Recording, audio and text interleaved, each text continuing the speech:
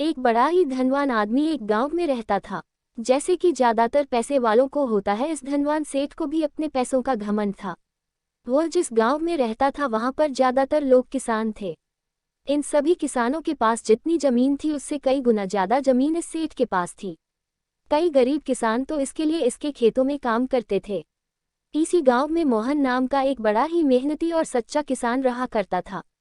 मोहन का परिवार थोड़ा बड़ा था। उसके परिवार में उसके बूढ़े माँ बाप, पत्नी और 3 बच्चे थे जो अभी काफी छोटे थे। मोहन के पास ज्यादा जमीन नहीं थी, लेकिन जितनी भी थी उसमें वह बड़ी मेहनत करता और अपने परिवार का पेट पालने लायक अनाज उगा लेता था। बाकी के किसान भी ये देखकर हैरान रह जाते कि कोई कैसे इतनी सी जमीन में इतना ज्यादा फसल उगा सकता है। एक वर्ष उस गांव में काफी ज्यादा बारिश हुई, जिसके चलते कई किसानों की फसलें बर्बाद हो गई, जिनमें से एक मोहन भी था। अब मोहन धर्म संकट में पड़ गया, क्योंकि उसके परिवार में उसके अलावा कोई और कमाने वाला था नहीं और अपने परिवार को भूखा मरते हुए वो देख नहीं सकता था। वह जानता था कि इस गांव में अगर कोई उसकी मदद कर सकता है तो वह वही घमंडी सेठ है, जिसने गांव के कई अन्य गरीब किसानों को या तो कर्जा दिया है या तो अपने यहाँ काम पर रखा हुआ है। हाथ पर हाथ धरे बैठे रहने के बजाय उसने इस सेठ के पास जाने का फैसला किया और एक दिन उनके पास पहुंच गया। सेठ के पास पहुंचकर मोहन बोला, सेठ जी आपकी बहुत मेहरबानी होगी अगर आप मुझे थोड़ा सा कर्जा दे दे, जिससे मैं अपने खेतों में फिर से कोई फसल उगा सकूं, या फिर आप मुझे अपने यहाँ नौकरी दे दे ताकि मेरे परिवार को 2 वक्त का खाना मिल सके। घमंडी सेठ को उसकी इन बातों से कोई मतलब था नहीं, लेकिन गांव के सारे लोगों की तरह वह भी यह जानता था कि मोहन कितना मेहनती है और वह जिस भी खेत में काम करेगा वहां वह 2 गुनी फसल उगा सकता है। सेठ ने सोचा, अगर मैं इसे पैसे उधार देता हूं तो शायद यह स्थिति में नहीं है कि मुझे वापस लौटा सके, लेकिन अगर मैं इसे अपने खेतों में काम करवाता हूं तो मुझे जरूर दुगना फायदा होगा।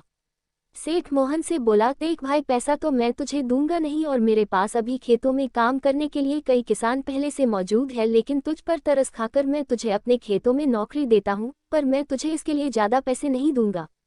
बाकी किसानों को मैं 300 देता हूं, मैं तुझे 200 ही दे पाऊंगा। मरता क्या न करता। मोहन ने सेठ की शर्त मान ली और उसी दिन से सेठ के खेतों में काम करना शुरू कर दिया।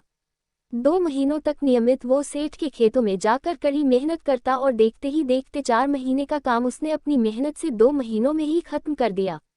सेठ उसके काम से काफी खुश था, लेकिन वह कभी उसको यह जताता नहीं था। जब सेठ ने देखा कि उसका खेतों का काम अब खत्म हो चुका है, अगर वह मोहन को काम से निकाल देता है तो उसके 2 महीनों के पैसे बच जाएंगे, तब सेठ ने मोहन को काम से निकालने का फैसला किया।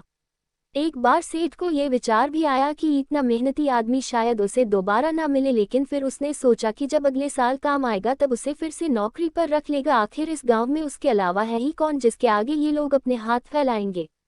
दिन सेठ ने मोहन को अपने पास बुलाकर उसको उस दिन का पैसा दिया और साथ में ये भी कहा कि कल से तुमको काम पर आने की जरूरत नहीं है।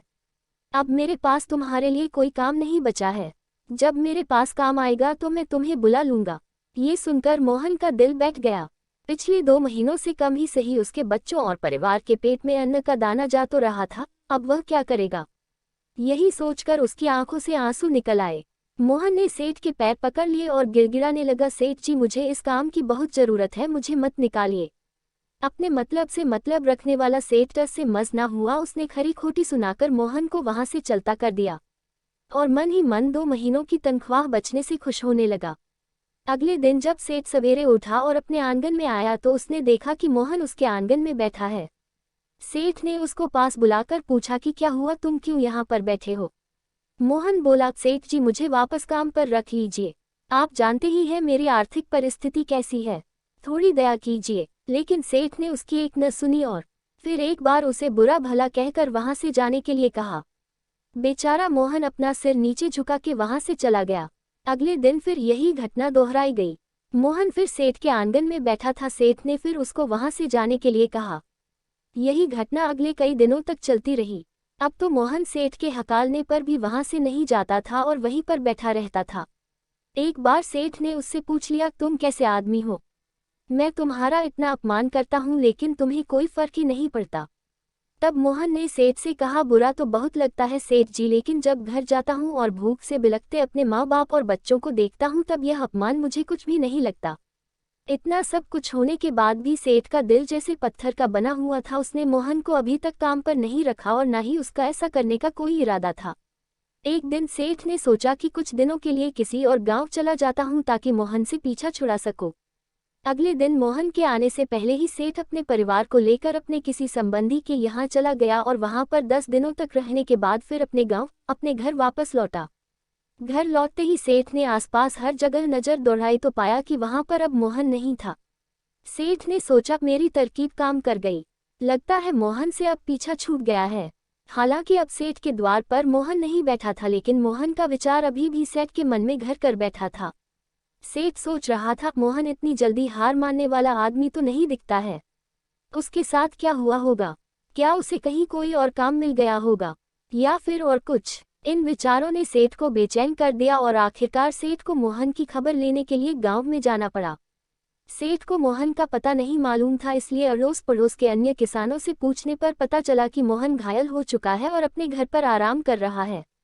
सेठ ने जब उसके घायल होने का कारण लोगों से पूछा तो सेठ को पता चला कि जब सेठ अपना घर छोड़कर किसी और गांव में गया था, तब बंद घर देखकर कुछ चोर उसके यहाँ चोरी करने आए थे, जिनको रोकने की कोशिश करते हुए हाथापाई में मोहन चोटिल हो गया था। ये सब जानने के बाद सेठ का पत्थर का दिल भी अब मोम की तरह पिघल गया। सेठ को अपने किए पर पछतावा होने लगा। सेठ ने अपने आप को याद दिलाया कि कैसे उसने एक शरीफ और सच्चे आदमी को ज्यादा काम करवा कर भी उसको पूरा पैसा नहीं दिया और जिसको गले से लगाना चाहिए था उसे ठोकर मारकर भगाता रहा। सेठ मोहन का घर का पता पूछकर उसके घर पहुंचा तो देखा कि मोहन की घर की हालत बहुत खराब है।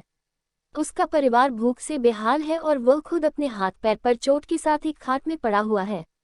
ये दृश्य देखकर सेठ की आंखों से आंसू बह निकले। सेठ ने मोहन के पास जाकर उससे सच्चे दिल से माफी मांगी, उसको उसकी मेहनत के पैसे दिए, उसका इलाज करवाया और उसको हमेशा के लिए अपने यहाँ काम पर रख लिया। दोस्तों, इस खूबसूरत कहानी से हमें कई पाठ सीखने के लिए मिलते हैं।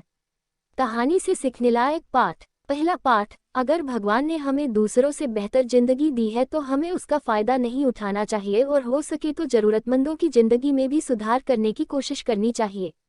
दूसरा पाठ, कठिन से कठिन समय में ईमानदारी और सच्चाई का साथ कभी नहीं छोड़ना चाहिए।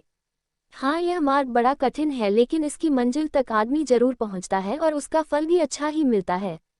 तीसरा पाठ, जब तक हम अपने बारे में सोचना बंद नहीं करते तब तक हम दूसरे के बारे में सोच नहीं सकते और उसका दर्द नहीं समझ सकते।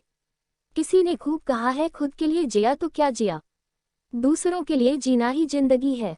अगर आपको इन कहानियों से कोई आपत्ति है तो आप हमें मेल करके बता सकते हैं। आपको हमारी कहानियाँ कैसी लगती है हमें लाइक कमेंट करके ज़रूर बताएं। आपके लाइक कमेंट से हमें कहानियाँ लिखने का हौसला मिलता है। धन्यवाद।